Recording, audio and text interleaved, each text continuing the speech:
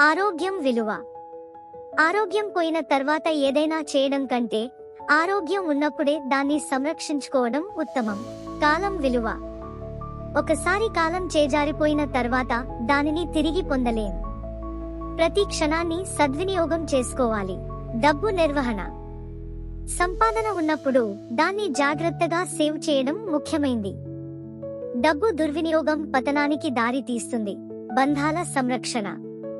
బంధాలు మన జీవన సారాన్ని కలిగిస్తాయి. వాటిని పరిరక్షించడం మన బాధ్యత. ఆత్మీయత పెంపొందించు. మన చుట్టూ ఉండే వారికి ప్రేమతో వ్యవహరించడం ద్వారా ఆత్మీయతను పెంచుకోవచ్చు. జీవితానికి ప్రణాళిక. జీవితంలో ఎటువంటి నిర్ణయం తీసుకున్నా దానికి సరైన ప్రణాళిక ఉండాలి. అజాగ్రత్త జీవనశైలికి మనం దూరంగా ఉండాలి. అహంకారానికి దూరంగా. అహంకారం అనేది మన బంధాలను నాశనం చేస్తుంది. వినయం మన వ్యక్తిత్వాన్ని మెరుగుపరుస్తుంది. ప్రత్యేకతను గుర్తించు.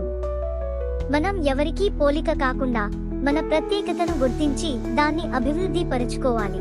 మంచి పనులు చేయడం. సన్మార్గంలో నడవడం ద్వారా మన చుట్టూ ఉన్న వారికి కూడా స్ఫూర్తిని అందించగలుగుతాము.